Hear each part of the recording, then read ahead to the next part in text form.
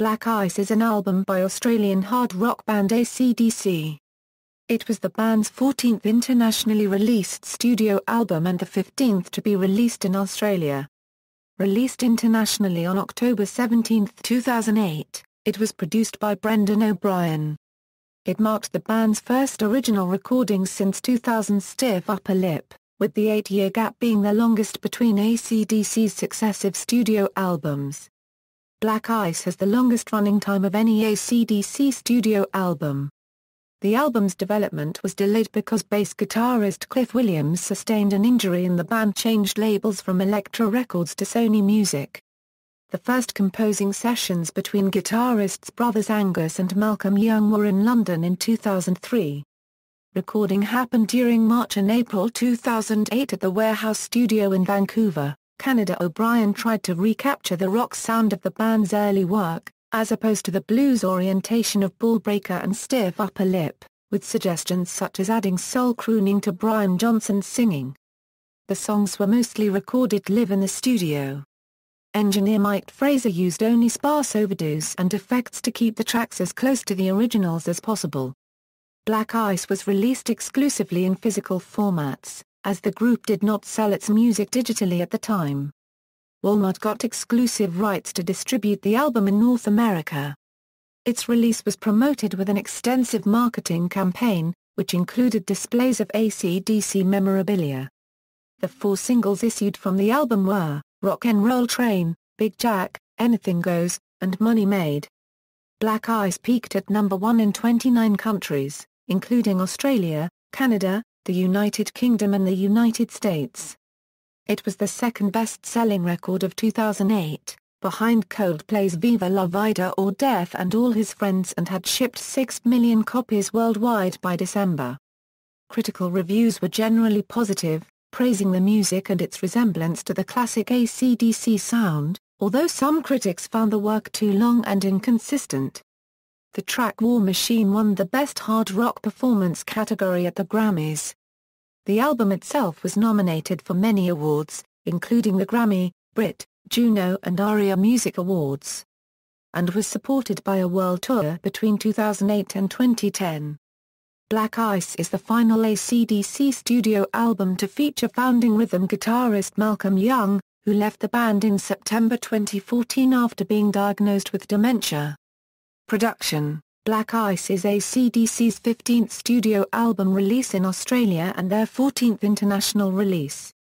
The band took a break after finishing the Stiff Upper Lip World Tour in 2001, and resumed performing in 2003, with 8 presentations that included AC/DC's induction into the Rock and Roll Hall of Fame, and they opened 3 concerts for the Rolling Stones Licks Tour.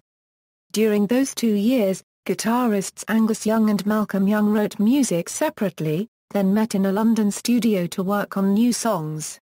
The production of Black Ice was delayed for several reasons. AC/DC left their label Atlantic Records, signed a deal with Sony Music and changed labels within Sony from Epic Records to Columbia Records. Bass guitarist Cliff Williams suffered an injury to his hand in 2005 and was unable to play for 18 months. While Williams was recovering, the Young brothers perfected the songs they had written. Angus revealed that there was no pressure from Sony for the band to release a new album, as the label was releasing DVDs and remasters of the AC/DC catalog, and thus the group could afford to sit back and say, "We'll do another album when we think we've got all the goods." In a 2004 interview, vocalist Brian Johnson said that Angus had written harder riffs than those on Stiff Upper Lip and that he would be writing song lyrics for the first time since the band's 1988 album Blow Up Your Video, but his input would end up minimal, with all tracks on Black Ice credited to the Youngs. Johnson explained that the brothers had done most of the lyrical job, and his collaboration was that he helped with melody and just filling in gaps that I thought needed filling in. While producer Robert John McLang expressed an interest in working again with AC/DC, his schedule did not allow this. When the Young brothers called Columbia Records president Steve Barnett to announce the making of a new album, Barnett recommended producer Brendan O'Brien. Angus said the band had considered talking to O'Brien since the 1990s, as he seemed to us a very competent professional. and because he and the band would benefit from working with a producer they had not worked with before. On March 3, 2008, recording started at the Warehouse Studio in Vancouver, where Stiff Upper Lip was recorded, and lasted for 8 weeks. Engineer Mike Fraser, who has mixed all AC/DC albums since The Razor's Edge, said they recorded in batches of 3 songs to keep things interesting, and to avoid overextended sessions. According to Fraser, the band had not rehearsed the songs before entering the studio. Despite a couple of tweaks in the writing, sparkling up the choruses a bit better during the recording, the compositions were mostly complete. Still, the Young brothers had new ideas during production, including the song Anything Goes, which was written when the studio sessions were nearly finished. The songs were mostly recorded live in the studio. The instruments and backing vocals were recorded in the live room and the vocals at both the control room and an overdubbing booth. The performances were first recorded with analog equipment, as Fraser considers that tape conveys the sound of rock and roll, and then digitized for mixing and overdubs. Fraser tried to not alter the original recordings. I used Pro Tools purely as a tape machine. With no effects on the bass and rhythm guitar, sparse delay and reverb effects on the vocals and other instruments, and overdubs were only used for the lead guitar and vocals. The first title considered for the album was Runaway Train. Malcolm suggested using a photograph of a famous 1895 derailment for the cover, but reconsidered after he found that Mr. Big had used it for their album Lean Into It.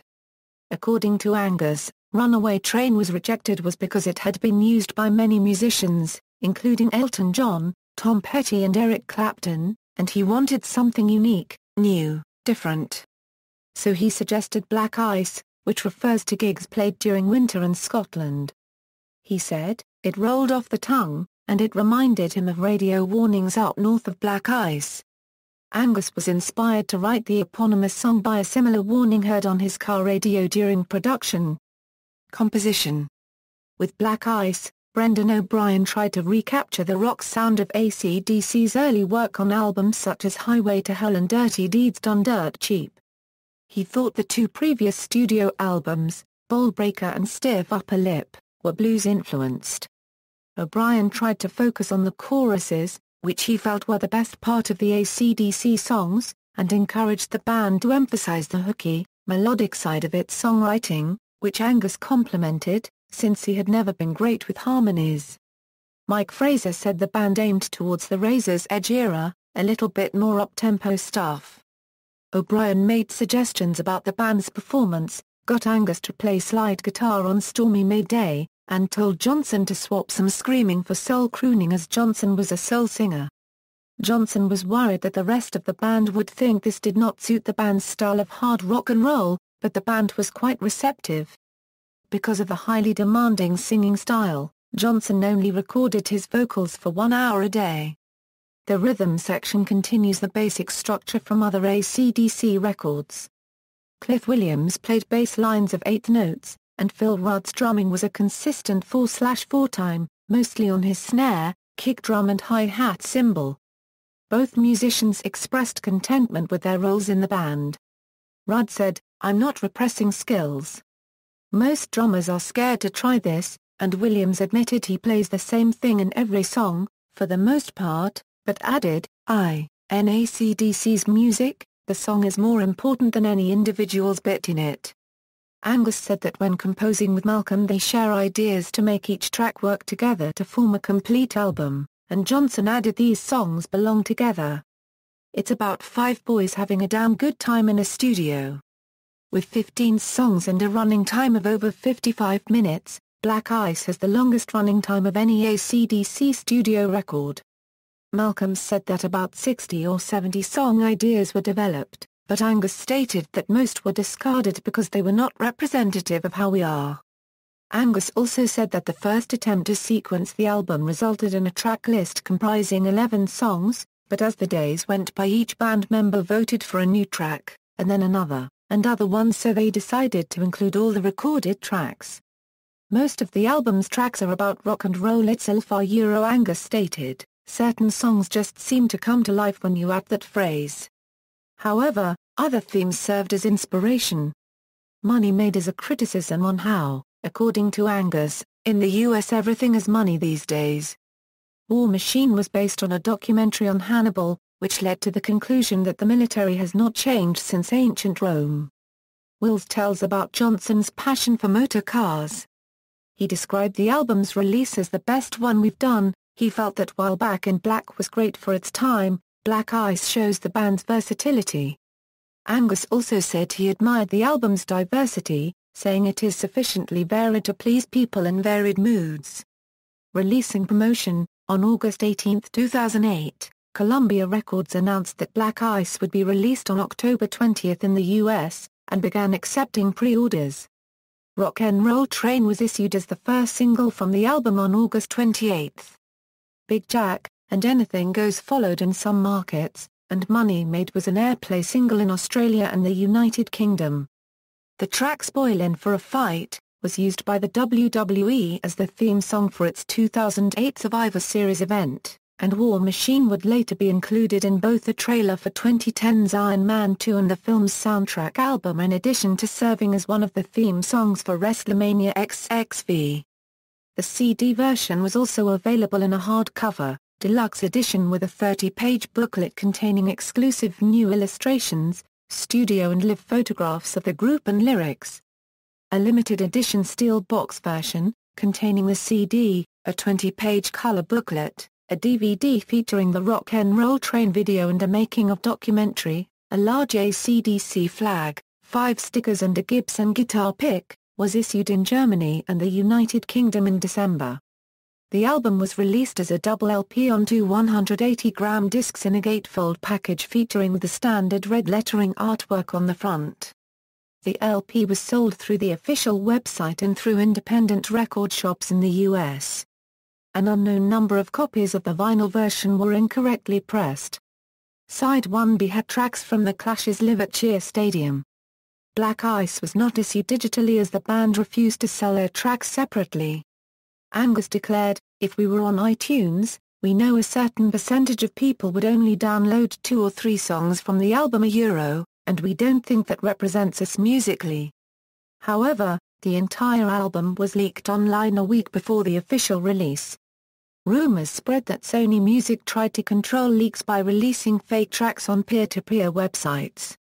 In North America, Walmart made a deal for the exclusive distribution of Black Ice, though a few independent music shops ordered copies of the album from foreign outlets. Angus declared that the band chose Walmart because the company is the biggest physical music retailer in America, which they believe to be the best alternative to iTunes.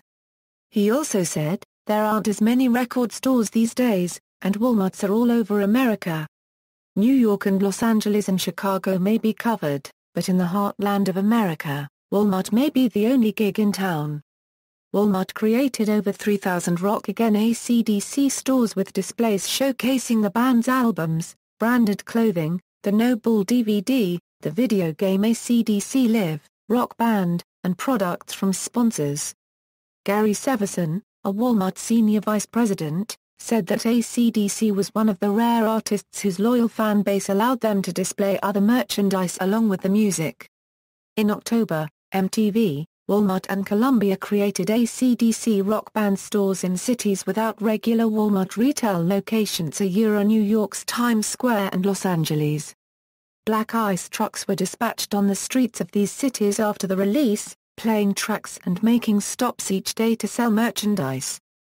Advertising agency Arnold Worldwide was awarded both Best Activity Generating Brand Volume by the Marketing Agencies Association, and Best Retail Co-Marketing Campaign by Promo Magazine for Black Ice Euro's marketing campaign.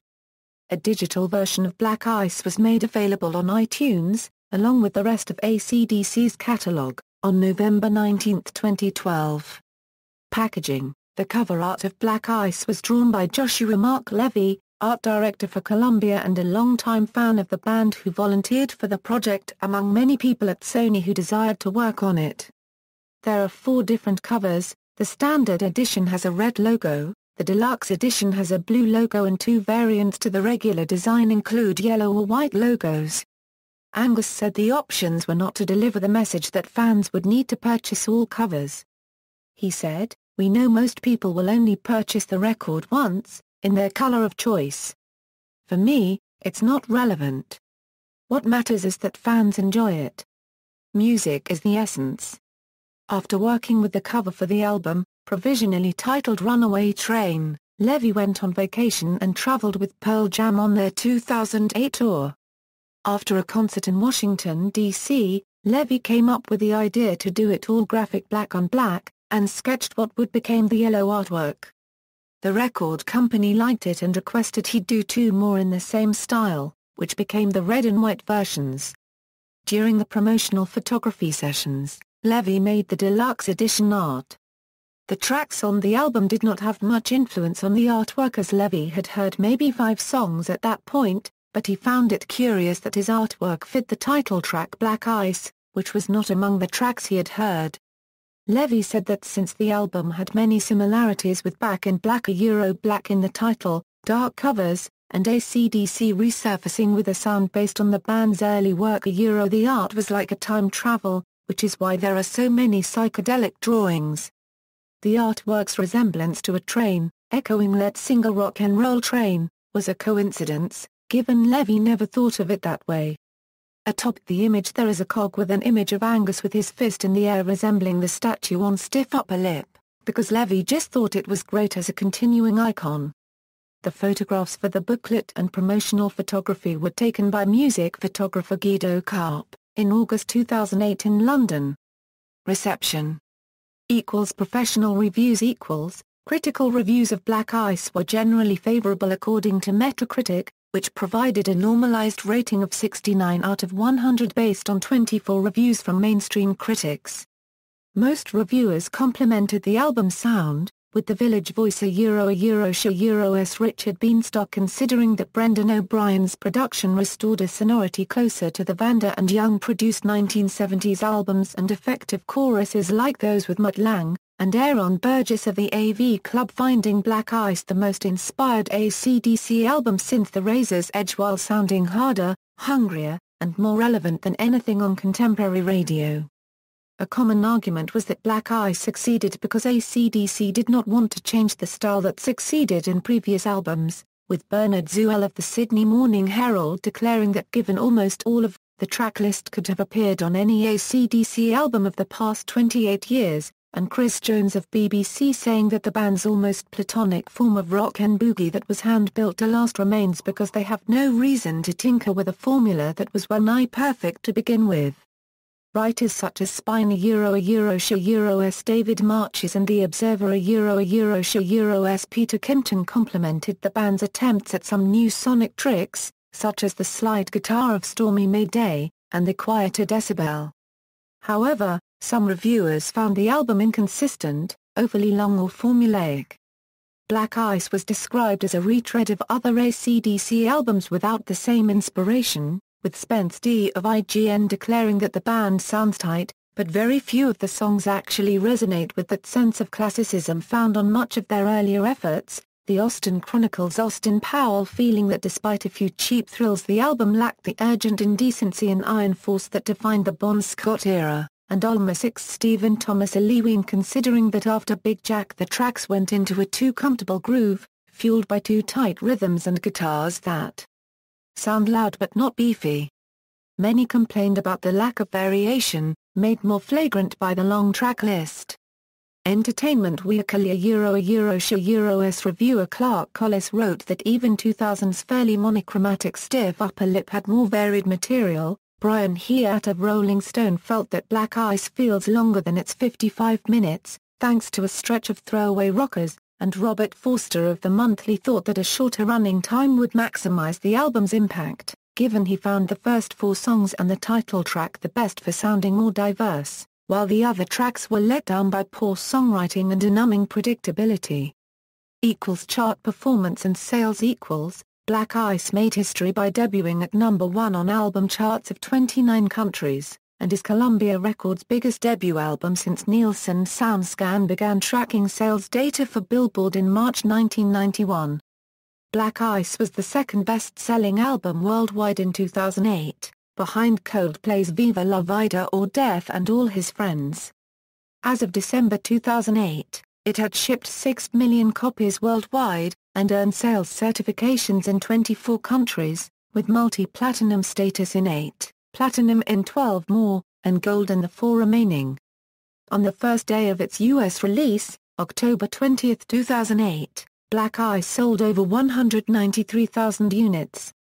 By October 28, Black Ice debuted at number 1 on the U.S. Billboard 200 albums chart, selling over 784,000 copies in its first week, the second highest one-week sales of an album in the U.S. of 2008, behind Lil Wayne's The Carter 3.